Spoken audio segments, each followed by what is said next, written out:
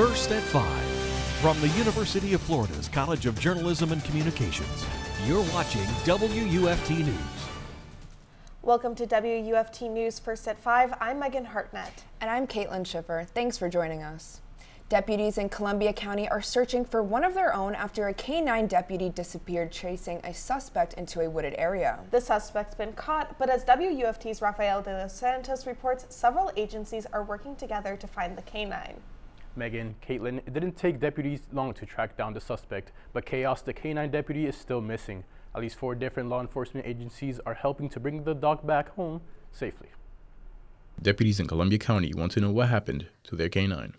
Chaos, the German Shepherd who is more like a member of the family, has been missing since midnight. Columbia County deputies are searching a specific radius for Chaos, between Tire Road and the Florida Gateway College entrance and between US 90 and State Road 100. The driver, who was the subject that fled from that traffic stop on foot into the woods, and we've since apprehended him. And the K-9 was deployed shortly after the vehicle came to a stop. The deputy's office enlisted the help of the Florida Department of Corrections. Bloodhounds searched for Chaos. Suwannee County Sheriff's Office and the Florida Highway Patrol used drones to assist. The Florida Fish and Wildlife Conservation Commission lent Columbia County a search helicopter. We've never experienced this type of situation before, so we certainly want to exhaust all of the resources available to us to try to find Chaos. So I don't know that any determination has been made on how that process will play out. At this time, Chaos is labeled missing. Deputies sent out a community alert this morning asking that anyone who sees Chaos should not approach him, but call dispatch immediately at 386-719-2005 and let them know their location. Live in the studio, Rafael de los Santos, WUFT News. Thanks, Rafael. We're keeping an eye on some showers in our area. That's right, and WUFT's Derrah joins us now with the forecast. Derrah, it's looking like it's going to be a wet commute.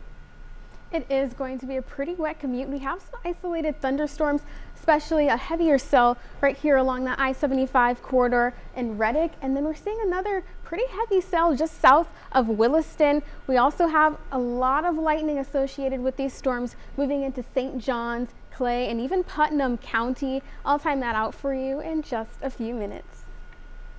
The University of Florida Police Department is employing new efforts to protect pedestrians and bicyclists.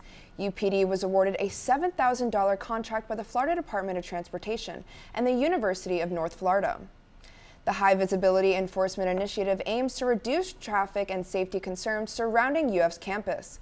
Now through May 10, 2024, there will be an increased police presence along West University Avenue from Buckman Drive to Southwest 13th Street and Southwest Archer Road from Gail Lemerin Drive to Newell Drive. Police efforts will focus on educating drivers and pedestrians. Cami Tinsley uses Newell Road to get to class and says she doesn't feel safe. Probably because of bikes or like scooters. I get kind of scared, like I don't know when to walk or like when to step off. That's probably just me. University police say their goal is 0 fatalities. Deputies in Alachua County released dashcam video of a chase they say the person of interest in a local murder took them on. Take a look at this video. Deputies say 28-year-old Javon Barclay led them on a chase down U.S. Highway 441 into Marion County. He is a suspect in a murder that took place at Cynthia Chestnut Park earlier this month. Investigators say Barclay was driving a vehicle tied to the crime scene. He has not been arrested for the homicide. However, he was booked on charges of fleeing law enforcement and driving with a suspended license. Help could soon be coming to Florida renters. Legislation was filed at the state capitol that would limit rent increases, revise lease termination, and require air conditioning in all Florida rental units. The bill was filed earlier this month for the 2024 legislative session. In it, rent increases would be limited to once per year with a 30% cap for most tenants. And if a partial rent payment is made, landlords would have to give tenants more time to come up with the full payment before they terminate a lease. Democratic Representative Tay Edmonds says many low-income Floridians are being taken advantage of with rental prices on the rise across the state. We're not stopping landlords from being capitalists and making their money. We just want to stop the predatory actors from taking advantage of those who can't hire an attorney to fight for them or aren't aware of the law. The 2024 legislative session will begin on January 9th. It has been 1 year since Hurricane Ian devastated our community. We're looking into the progress made and the damages left a year later. When we return, find out how local citrus farmers are dealing after the storm.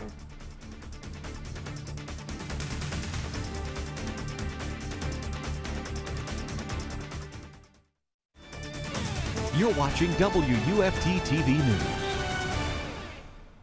Welcome back. This week marks 1 year since Hurricane Ian made landfall in Florida.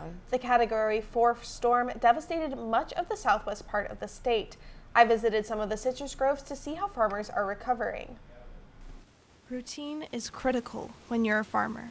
Wake up early, drive to the fields, and begin tending to the crops. But after Hurricane Ian, DeSoto Grove manager Travis Miller had to change his entire routine.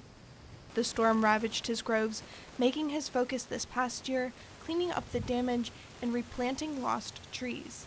It looked like somebody took a bulldozer and just drove right down the middle of it. The University of Florida estimates the state lost more than $1.3 billion in agricultural revenue.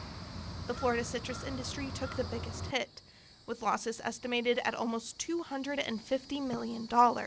Miller saw a drastic decrease in production last year. We usually pick about 80 to 90,000 boxes, and then this year we picked about 17,000 boxes. The winds and rain caused a lot of damage to the fields. The day of the storm and after, most of the grove was underwater by about a foot. A lot of wind damage from the trees where they were uprooted. Fruit crop was about completely lost. Many growers believe the destruction was exacerbated by a citrus disease. And I think that's one reason why we had so much damage is greening. What it does is it affects your roots. It won't let the roots send nutrients up to the canopy. Greening, which first appeared in 2005, causes trees to have blotchy leaves, stunted growth, reduced fruit size, and weaker root systems.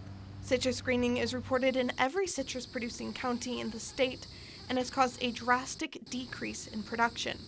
Prior to any reports of greening in Florida citrus, the state produced more than 240 million boxes of citrus in 2004. Only 40 million boxes were produced in the 2021-2022 season.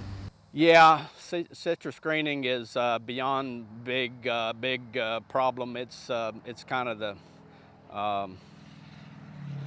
monster that's just reaping havoc on the industry. LaBelle Fruit Company founder Wayne Simmons says his groves have been through a lot. On top of greening and on top of Irma 5 years earlier, Ian is it's just it's kind of like what can we endure next? We've been chopped off at the knees and really not much left. Although he's had his company since 1988, Simmons says it's getting harder to keep going with hits from hurricanes and greening. It's not fun anymore. You know, I still love to go out and love to see the sun come up, but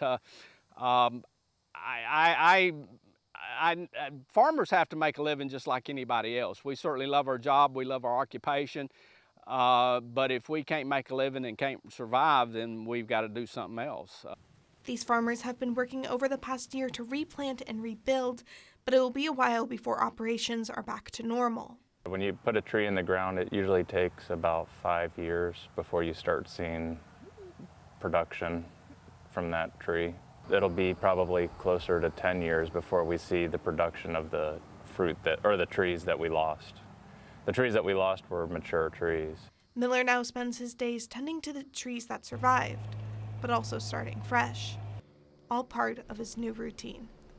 The USDA has estimated Florida will produce a little over 15 million boxes during the 2022-2023 season, the lowest since the early 1930s.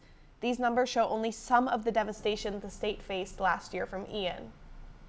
So far this hurricane season, Idalia ravaged through North Florida. Derrah, we're still tracking a tropical storm. We are, Caitlyn. We actually have an above average hurricane season, and I'll give you your Felipe update after the break.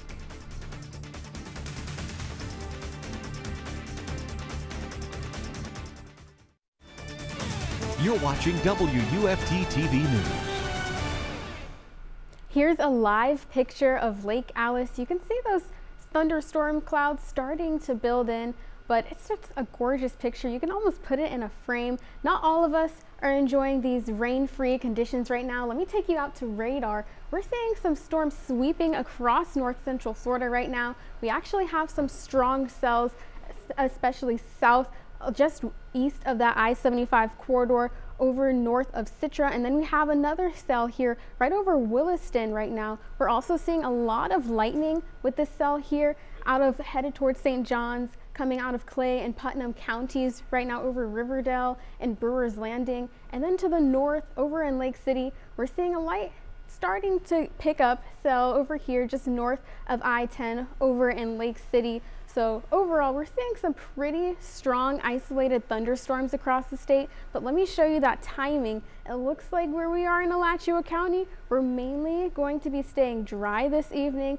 maybe a few light showers to the north along I-75, but the bulk of those showers are going to stay east along St. Augustine, Palatka, Flagler Beach, and especially south where there is that severe weather threat. Now we can't rule out some localized flooding, especially if you're in parts of Marion County, Flagler County, and even Volusia County this evening if your neighborhood does have poor drainage, some gusty winds, but overall, as we get into the interior, we're looking at dry, mostly cloudy conditions, so that moisture is going to just sit in the air, which means we're looking at some pretty warm and muggy conditions this evening. Here's a live look at Crystal River, and you can also see those clouds building in. It's 91 degrees, but with all that moisture, it feels like 97 degrees, so feeling pretty warm. We had 60s the past couple of days, and tonight we'll be seeing 70s. Here's where that severe weather threat is over south of Volusia County, stretching down to Orlando. So thankfully, we're not in that threat this evening. Right now, temperatures at 90 in Gainesville, 88 in Stark, 87 in Jacksonville, and 82 over in St. Augustine. So this evening, we'll be cooling down to 71 degrees, 72 in Micanopy, and then further south where there's a bit more moisture, it'll be 73 in Ocala and 72 in the Villages. As you plan your day tomorrow, we are expecting an earlier start to the convection, storms arriving by 1, 2, 3 o'clock, and then we'll see the same thing that we saw today with those isolated to strong, severe thunderstorms. We'll have 100% coverage from 2, 3, 4, even 5 o'clock, so it'll be a pretty soggy commute tomorrow, and that's mainly in part to this cold front that we have just sitting to the north, which will be keeping those rain chances pretty high and those temperatures in the mid to low 80s this week. So we can be racking up pockets of up to 1 to even 3 inches of rain in parts of north central Florida. So let's get a quick update on the tropics. We're tracking Tropical Storm Philippe, which is a wave that is likely to develop into a depression later this week, but it's not something that we're tracking headed toward land just yet. It is expected to make a northwest movement tonight, so we'll continue monitoring that. So high rain chances this week and temperatures in the low to mid 80s. The Gators football team earned their 3rd straight win on Saturday, but they'll encounter a road test this week. Stay tuned for football highlights and more after the break.